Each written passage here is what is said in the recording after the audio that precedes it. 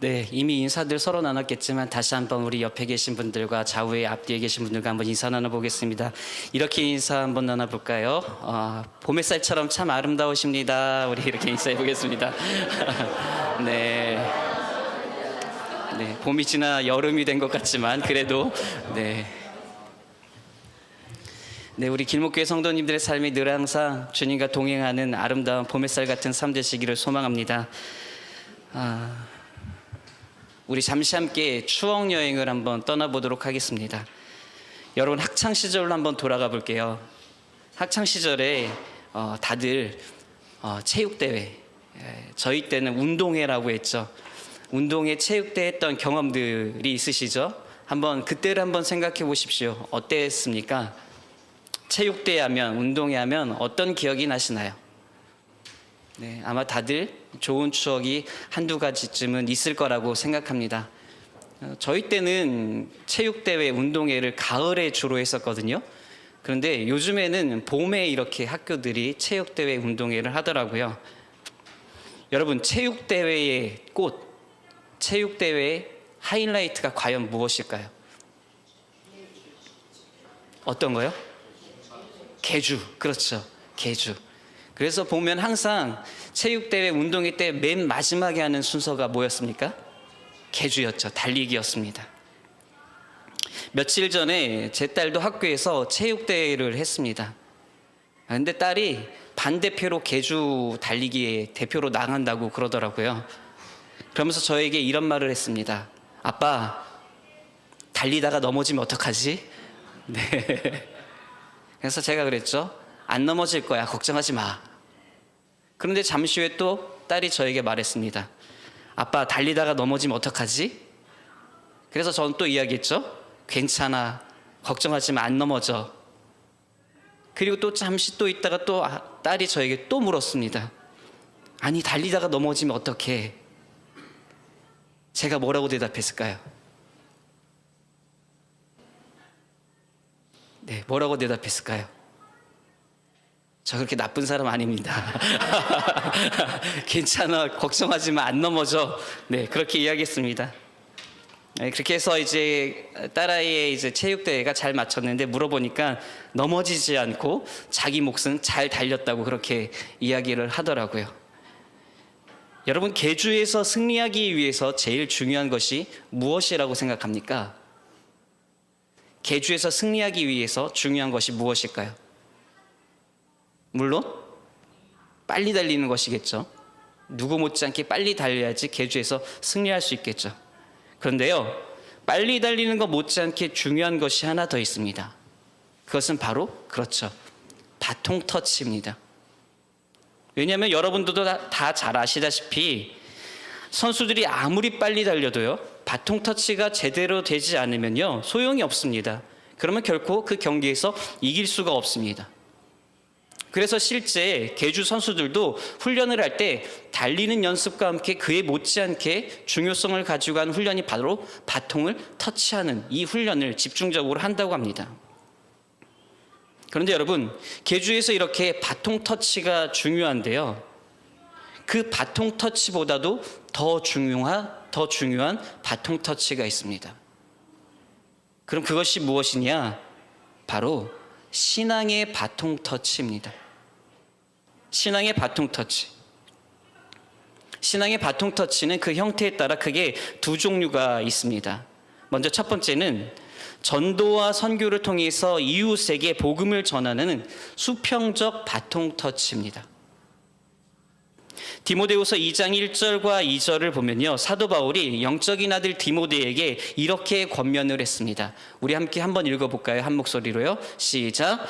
내 아들아, 그러므로 너는 그리스도 예수 안에 있는 은혜 가운데서 강하고 또 내가 많은 증인 앞에서 내게 들은 바를 충성된 사람들에게 부탁하라. 그들이 또 다른 사람들을 가르칠 수 있으리라. 아멘.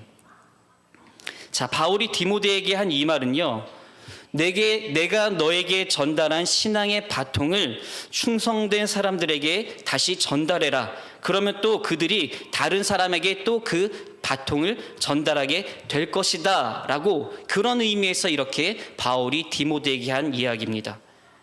그러니까 지금 바통 터치가 바울로부터 시작해서 어떻게 전달되고 있는 것입니까? 바울이 디모데에게 신앙의 바통 터치를 했고, 디모데가 다시 충성된 사람들에게 그 신앙의 바통 터치를 하고, 그 충성된 사람들은 또 다른 사람들에게 그 바통을 넘겨주라, 그렇게 권면하고 있는 것이죠. 이것이 바로 신앙의 수평적인 바통 터치라고 말할 수가 있습니다. 자, 그럼 또 다른 신앙의 바통 터치는 한 가지가 있는데요. 그것이 무엇이냐? 그것은 바로 가정 안에서 부모가 자녀에게 신앙을 전수하는 수직적 바통 터치라고 말할 수가 있습니다. 우리가 잘 아는 말씀, 쉐마교리라고도 불리는 신명기 6장 4절부터 9절까지의 말씀을 보면요, 모세가 이스라엘 백성에게 이렇게 명령했습니다. 내 자녀에게 부지런히 가르쳐라 라고 그렇게 명령했습니다. 모세는 무엇을 자녀들에게 부지런히 가르치라고 권면한 것이냐? 바로 율법, 하나님의 말씀이죠. 하나님의 말씀을 너의 자녀들에게 부지런히 가르쳐라. 그러면 내 자녀도 마음을 다하고 뜻을 다하고 힘을 다하여서 하나님을 사랑하게 될 것이다. 이런 의미를 담은 말씀이 바로 쉐마교리 신명기 6장 4절부터 9절까지의 말씀입니다. 다시 말해서 모세가 이스라엘 백성들에게 강조했던 것은 신앙의 수직적인 바통 터치였던 것입니다. 자, 여러분, 제가 지금까지 말씀 권면을 시작하면서 바통 터치에 대해서 계속 이야기하고 있는데요. 특별히 신앙의 바통 터치에 대해서 이야기를 했는데요. 오늘 이 시간 여러분들에게 이것을 이야기하는 이유는요, 오늘 우리가 다시 한번 우리의 불편한 현실을 마주하기 위해서입니다. 얼마 전에 영상 하나를 봤는데 그 영상 속에 이런 내용이 담겨 있었습니다. 한국 20대 기독교인 청년 반토막 났다. 무슨 이야기인지 조금 더 자세히 보니까요, 한국의 20대 청년들 중 기독교인의 인구 비율이 5년 만에 반으로 줄어들었다라는 그 내용이 주된 내용이었습니다. 그 영상을 보고 자료를 찾아보니까요, 정말 그 말이 사실이었습니다. 목회데이터 연구소의 분석에 따르면 2017년에 우리나라 20대 청년들 중 기독교인, 개신교인의 인구 비율이 약 21%였는데요. 5년이 지난 2022년에 그 결과를 보니까 그 비율이 정말 절반가량 하락하여서 11%에 그쳤습니다. 그리고 더 안타까운 것은요, 그 수치가 계속해서 하락해서 가장 최근 자료인 2024년의 집계를 보니까 20대 청년들의 크리스천 비율이 이제는 약 9%로 한 자릿수로 이제 떨어지고 말았습니다. 그러니까 현재 우리나라 20대 청년들 중 크리스천이 전체 10명 중에서 1명도 채 안 되는 그런 현실로 변하고 만 것입니다. 청년 크리스천들이 참으로 귀하고 귀한 시대가 되고 만 것이죠. 지금 우리가 함께 드린 이 예배 자리에도 청년들이 있는데요. 지금 우리 주위에는 이 청년들이 이 시대 속에서, 이 세대 속에서 참으로 귀한 청년들입니다. 마치 멸종위기종 같은 존재들입니다. 천연 기념물이라고도 할 수 있죠. 네, 우리 옆에 계신 청년들 한번 바라볼까요? 네, 천연 기념물입니다. 10명 중에 1명도 채 안 되는 그런 사랑스럽고 귀한 존재들이죠. 여러분, 이런 안타까운 우리의 현실이 무엇을 말해주고 있는 것일까요? 바통 터치가 제대로 안 되고 있다는 것을 말해주고 있는 것입니다. 우리 신앙의 바통 터치가 고장났다는 것입니다. 그 바통 터치가 수평적이든 수직적이든 그것이 제대로 이루어지지 못하고 있다는 것을 말해주고 있는 것입니다. 그런데 사실 우리가 이것을 전혀 예상하지 못했던 것은 아닙니다. 시대의 흐름, 시대의 분위기를 볼 때 우리는 어느 정도 오늘 우리의 현실을 예상하고 짐작하고 있습니다. 그렇다면 오늘 이런 우리의 불편한 현실 속에서 실패한 바통 터치의 현실 가운데 우리는 과연 어떻게 해야 할까요? 5월은 가정의 달이라고 하죠. 가정의 달을 맞아 우리는 우리의 가정이 믿음의 가정으로 더욱 건강하게 신앙의 바통 터치를 이루도록 하기 위해서 어떻게 해야 할까요? 또 가정을 넘어서는 이 어렵고 힘든 시대 속에서 우리가 우리의 다음 세대들에게 건강하게 신앙의 바통 터치를 이루기 위해서 우리 각자는 과연 어떻게 해야 할까요? 오늘 이 시간을 통해서 우리가 다시 한번 이것들을 함께 고민하고 생각해보고 나눴으면 좋겠습니다. 여러분, 하나님은 꿈이 있으실까요? 하나님의 꿈, 하나님의 드림. 사실 이 말은 신학적으로 볼 때 결코 맞는 말, 맞는 표현은 아닙니다. 왜냐하면 꿈이 어떤 의미를 가지고 있습니까? 꿈이라는 것은 보통 현재 내가 갖지 못한 것을 바라거나 미래에 이루고 싶은 목표 또는 소망을 의미할 때 그것을 우리가 꿈이라고 이야기를 하죠. 그런데 완전하신 하나님, 모든 것의 주인 되시는 하나님께 결핍, 부족이 있어서 하나님께서 꿈을 꾸실까요? 결코 아니죠. 그래서 신학적인 의미로 볼 때 하나님의 꿈, 하나님의 드림은 결코 맞는 표현이 아니라고 할 수 있습니다. 그런데 그럼에도 우리가 하나님의 꿈이라고 말하고 하나님의 드림이라고 그렇게 표현하는 것은요, 이것은 하나의 신인 동영론적인 표현으로 하나님의 의지를 나타내고 표현하고 있는 것입니다. 그렇다면 그런 의미에서 하나님의 꿈, 하나님의 드림은 과연 무엇일까요? 말씀 권면을 시작하면서 계속 바통 터치에 대해서 이야기를 했는데, 여러분, 이 바통 터치, 이것이 바로 우리를 향한 하나님의 꿈, 하나님의 드림이라고 말할 수 있습니다. 우리를 통해서 신앙의 수평적인 바통 터치, 저와 여러분을 통해서 우리 신앙의 수직적인 바통 터치가 제대로 이루어지는 것, 우리를 통해서 우리의 다음 세대에게 온전한 신앙 계승이 이루어지게 하는 것, 그것이 오늘 저와 여러분을 향한 하나님의 꿈, 하나님의 드림이라고 말할 수 있는 것이죠. 그렇다면 여러분, 그 하나님의 꿈을 위해서 저와 여러분이, 우리 모두가 할 수 있는 것이 과연 무엇일까요? 오늘 우리가 잘 아는 말씀 로마서 12장 1절과 2절의 말씀을 본문으로 정해서 함께 읽었는데요, 오늘 우리가 함께 읽은 이 본문 말씀 속에 우리가 하나님의 꿈을 위해서, 하나님의 드림을 위해서 할 수 있는 것이 이 말씀 속 안에 기록되어 있습니다. 그렇다면 그것이 과연 무엇이냐? 우리 본문 1절 말씀을 다시 한번 함께 한 목소리로 읽어보겠습니다. 시작.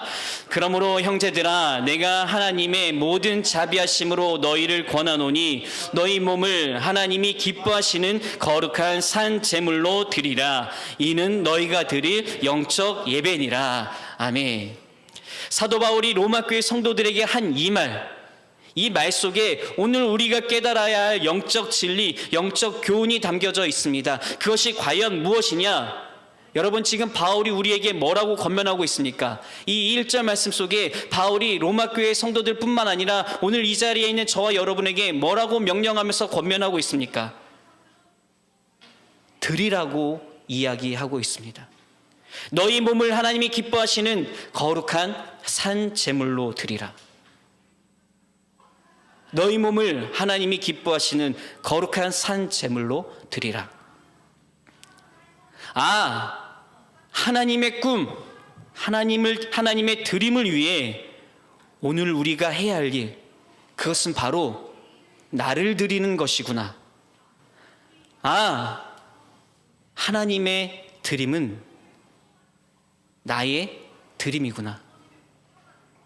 이것이 바로 오늘 말씀 권면의 주제입니다. 하나님의 꿈은 나를 드리는 것입니다. 16장으로 이루어진 로마서는 내용에 따라 크게 두 개로 구분되어집니다. 1장부터 11장까지와 그리고 12장부터 16장까지이죠.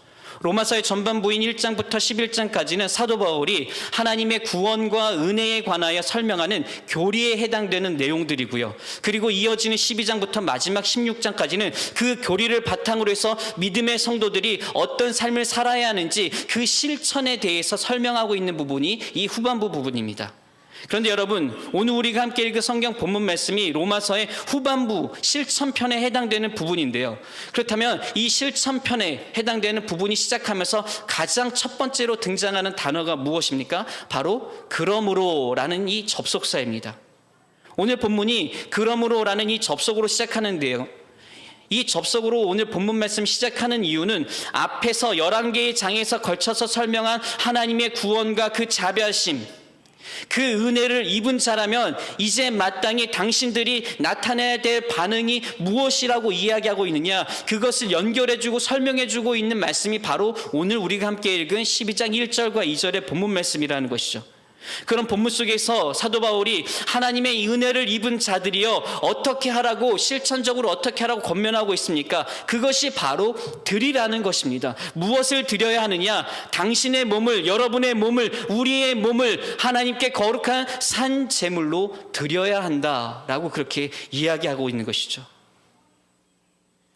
여러분, 다시 한번 사도 바울의 권면을 여러분들에게 전해드리겠습니다. 그러므로 형제들아, 내가 하나님의 모든 자비하심으로 너희를 권하노니 너희 몸을 하나님이 기뻐하시는 거룩한 산 제물로 드리라. 바울이 우리에게 우리의 몸을, 여러분의 몸을 하나님께 거룩한 산 제물로 드리라고 이야기합니다. 그럼 우리 몸을 거룩한 산 제물로 드린다는 것이 구체적으로 어떻게 하라는 것일까요? 이 말이 문자 그대로 우리 몸을 하나님께 제물로 바치라는 것일까요? 마치 구약 성경에서 우상 숭배자들이 몰록이나 밀곰, 그모스 같은 신들에게 인신 제사를 했던 것처럼 그렇게 우리 몸을 하나님께 인신 제사로 드리라는 그런 의미일까요? 당연히 아니죠. 그럼 우리 몸을 거룩한 산 제물로 하나님께 드리라는 것이 구체적으로 어떻게 하라는 것이냐?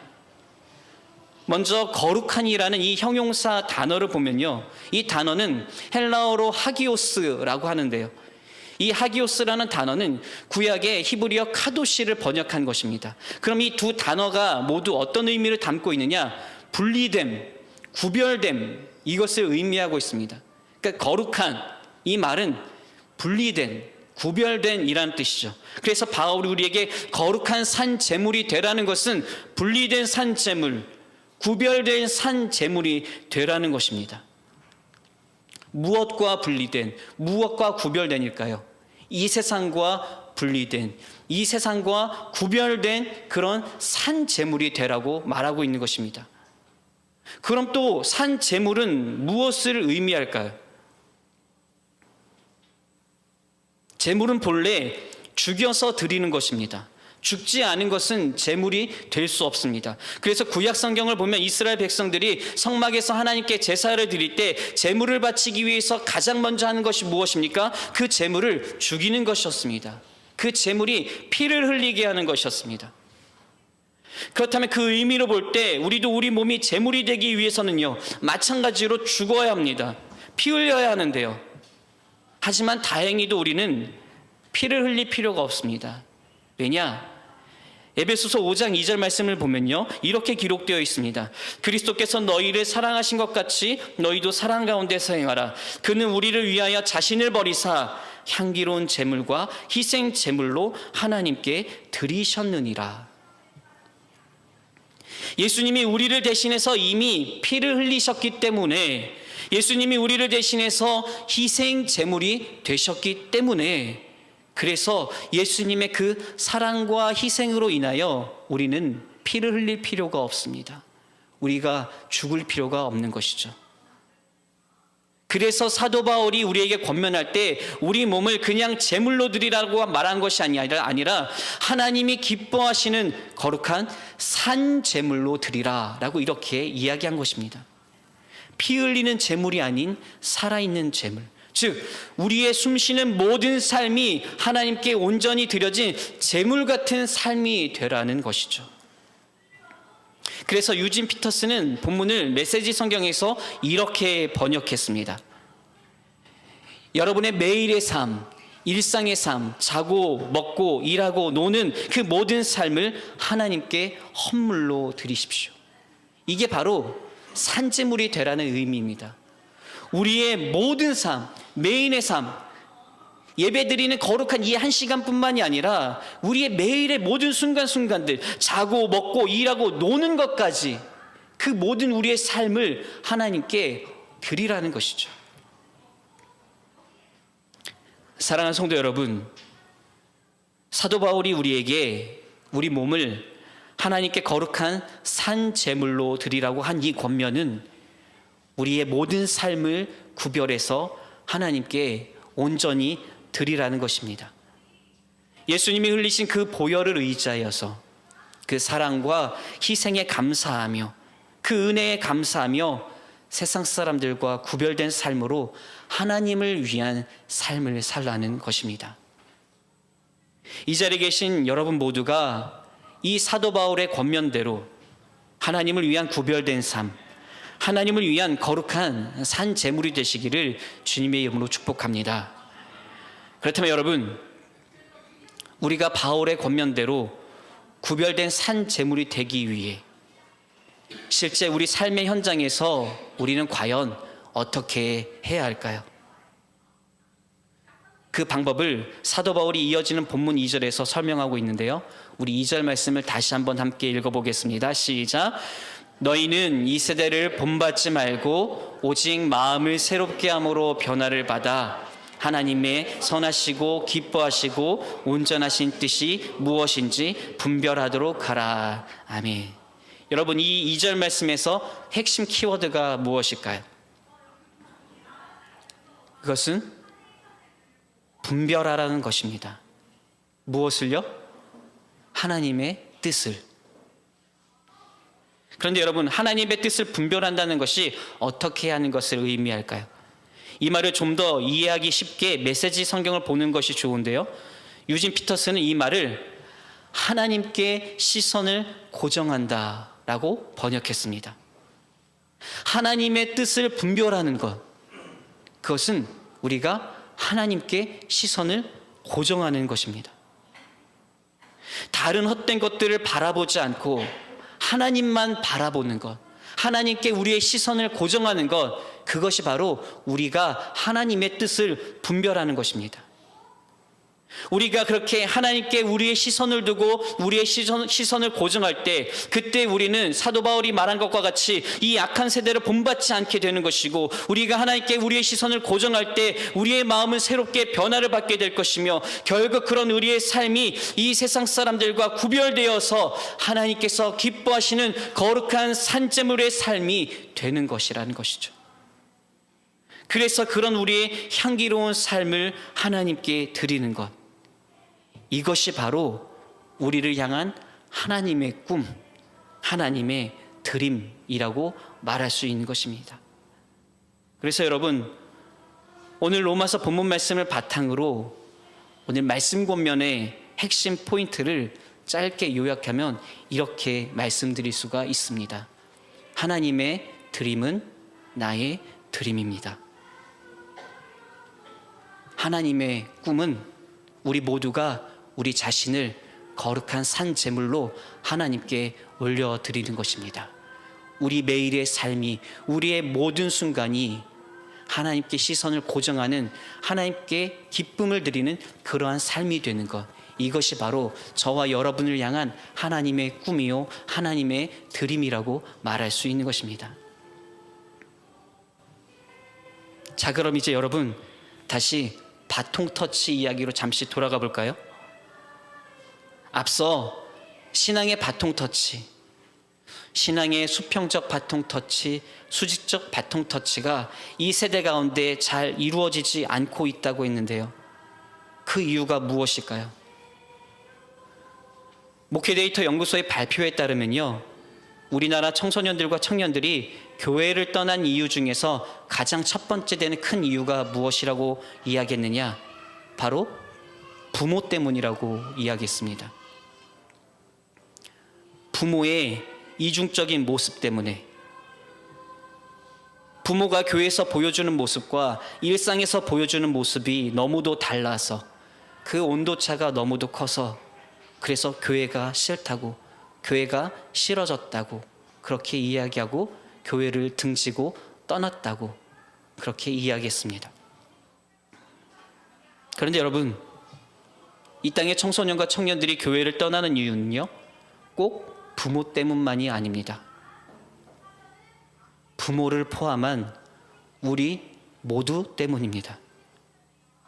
우리가 우리의 다음 세대들에게 보여주는 모습이 오늘 본문 말씀 속에 사도 바울이 권면한 향기로운 삶과는 너무도 거리가 멀기 때문에, 그런 우리 때문에 우리의 다음 세대가 교회를 등지고 하나님을 등지고 떠나고 있는 것이죠.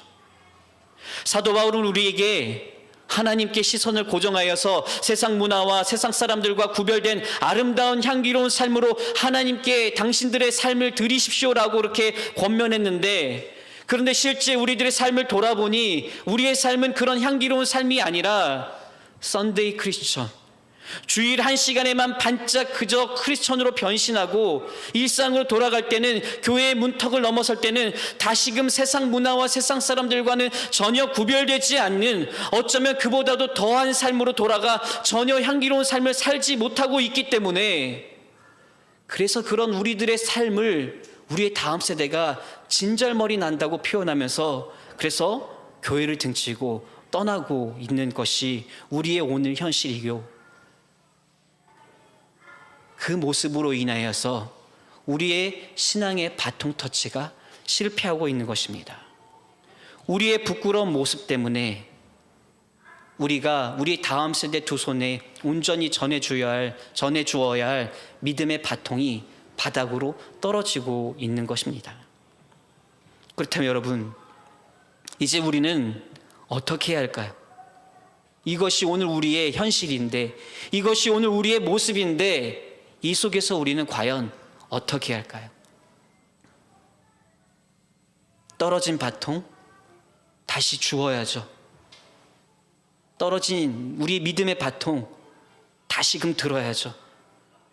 그리고 다시 온전히 제대로 우리의 자녀들에게, 이 땅의 청년들에게, 청소년들에게 전달해야 하죠. 그러기 위해서 오늘 사도 바울의 권면에 우리가 다시 한번 집중해야 하는 것입니다. 너희 몸을 하나님이 기뻐하시는 거룩한 산 제물로 드리라. 여러분, 우리는 우리의 시선을 하나님께만 집중해야 합니다. 하나님만 온전히 바라보는 삶이 되어야 합니다. 주일에만 하나님을 바라보는 것이 아니라 우리 길목교회가 추구하는 가치처럼 우리가 우리의 일상의 모든 순간 속에서 제자의 삶을 살아가는 것, 매일매일 모든 순간이 하나님과 함께 동행하는, 하나님을 바라보는 그러한 삶을 살아가는 것, 하나님을 향한 삶이 되는 것, 그러면 우리는 자연스럽게 이 시대와 문화의 거짓된 영향 속에서 벗어나게 될 것이요, 그러한 삶을 살 때 우리의 마음은 새롭게 변화될 것이요, 그때 우리는 이 세상과 구별된 하나님이 기뻐하시는 향기로운 아름다운 삶으로 변화될 것입니다. 그렇게 우리의 삶이 변화될 때, 그렇게 우리의 삶이 진실한 향기로운 삶이 될 때, 그런 우리의 삶을 누구보다 하나님께서 가장 기뻐하실 것이요, 또 그런 우리의 삶으로 말미암아 신앙의 바통 터치가 제대로 이루어지게 될 것이며, 이로써 우리는 하나님의 꿈을, 하나님의 드림을 이루는 거룩한 하나님의 백성이 될 것입니다. 사랑하는 성도 여러분, 하나님의 꿈, 하나님의 드림이 무엇입니까?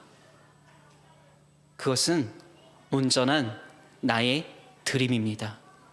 그것은 온전한 여러분의 드림, 우리 모두의 드림입니다. 나의 모든 삶을 하나님께 드리는 것, 우리의 모든 삶을 하나님께 온전히 드리는 것, 우리의 삶이 진정으로 향기로운 삶이 되는 것, 그래서 그런 우리를 통해 우리의 다음 세대에게 신앙의 바통 터치가 아름답게 이루어지는 것, 그것이 바로 우리를 향한 하나님의 꿈입니다.